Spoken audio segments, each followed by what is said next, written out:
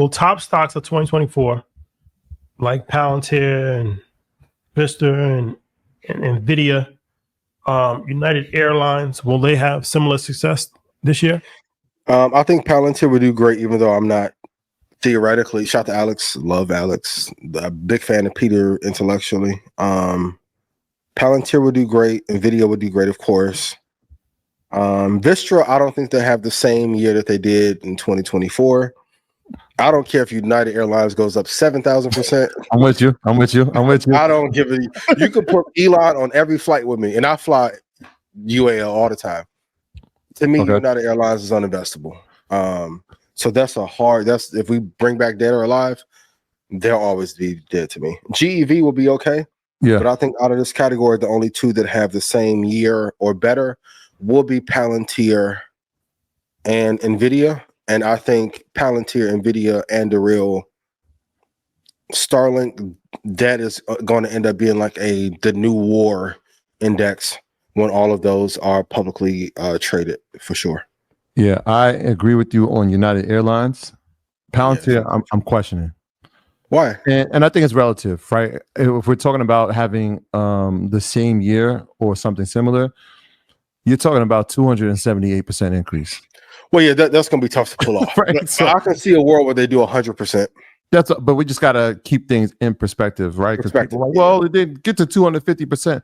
Yeah, well, that doesn't usually happen, right? So, if it does 70% next year, that's an amazing year. If it does 40%, that's still a really good year.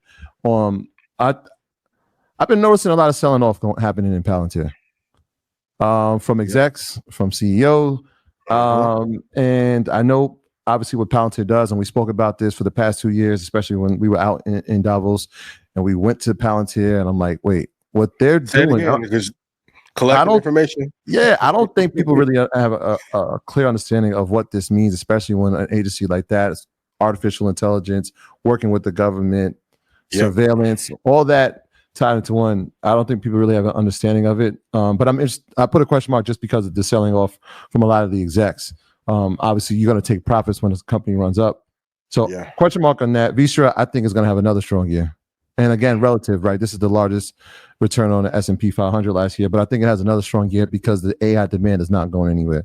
No, it's only going to increase. It's only going to increase, and they were in prime position to benefit from that increase. When you're talking about energy for data centers, I think they stay for the same reason that GEV stays, right? That energy consumption and efficiency to power data centers, which will in turn power the AI revolution. So I like both Vista and GEV, and Nvidia, of course. Right? If Nvidia, if it does 60%, I still think it's a great year. It's at a $3 trillion company. If it grows by 15%, that's a really solid number.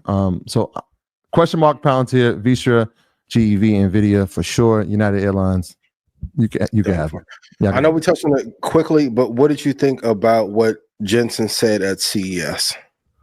In terms of quantum computing? Quantum computing, that was a hot take, but I agree. Yeah. And the overall presentation on Nvidia making PCs and Blackwell. Yeah, when I was watching it, a couple of things were interesting. Number one, I heard what I thought would happen in the presentation when he's talking about memory and Micron being a partner there. That was exciting news. When I heard him coming into the CPU space, I was like, okay, well, that's AMD space now. So again, I know that there's some family ties there, but this is like, nah, we've come to take it all. This is not a laughing matter. Like, we're coming to conquer everything. So we're already dominating GPUs, and now we're coming. I know you thought we forgot about gaming, but no. Here's what we're doing for gaming, and we're coming back for your CPU market as well. So that was interesting. So watching AMD, I was like, oh man, this is not something. But can you have it all? I mean, I'll ask you, Troy and Rashad. Can a company dominate both sectors? Because at some point, your attention has to go somewhere. And I think that's the interesting part. Right? Because yes, you can be great at some things, you just can't be great at everything. Oh, yep. And they're great at the GPUs. It's been well documented. In fact, their market share will dictate that. if they start focusing on lesser tier things, CPUs, and Mistake.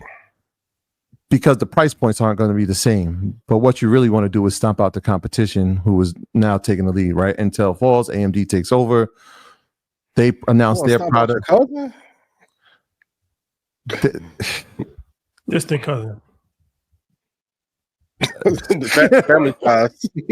Family ties, right? They announced the I think it's the M 300, and then Nvidia has this the first 15 minutes is not even talking about what they're doing in AI. It's about, this is what we're coming to put inside of the computers and for gaming.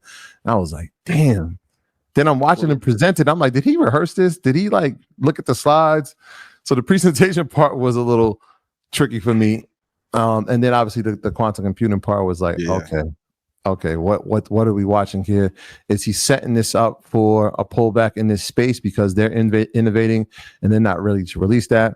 And then obviously you saw what happened with the quantum computing stocks the next day. They all dropped.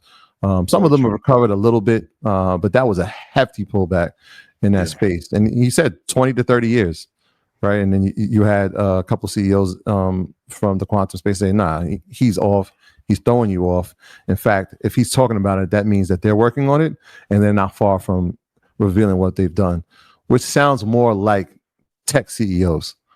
They're not working on it and saying, hey, we're 30 years away. They're trying to figure out how to innovate faster than the competition. I mean, and I'll say this again. I like that the quantum stocks rose, but when Google hasn't put out a demo of Willow yet, I don't think BTS, whoever, has the solution, and Google has not figured it out. But Rashad, if I'm your distant cousin, you gonna stomp me out if I'm AMD? Stomp you out. No, I'm just saying they don't. It's one of these things. They didn't even know each other until they was like 40 years old. But they know each other now. 40 years. They were like, we didn't grow up listening. I really know you, but I know you now. It's different. It's Those different. gloves off. It's a fact.